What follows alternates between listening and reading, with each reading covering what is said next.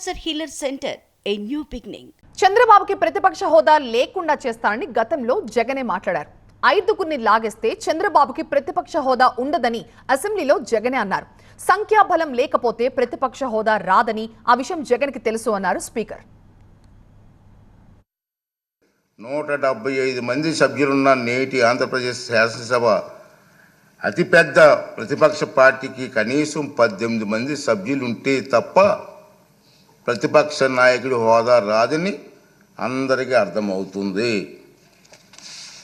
ఈ నిబంధనలు సాంప్రదాయాలు ఉదాహరణలో జగన్మోహన్ రెడ్డికి తెలియదని చాలామంది అనుకుంటున్నారు, కానీ తప్పు తెలుసు.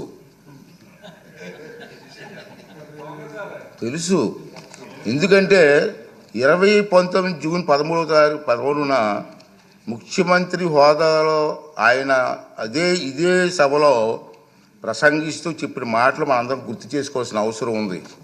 చంద్రబాబు నాయుడు గారికి 23 మంది శాసనసభ్యులు ఉన్నారు, ఒక 5 కానీ లాగేస్తే ఆయనకు 18 మంది కూడా ఉండరేమో. ఈ హోదా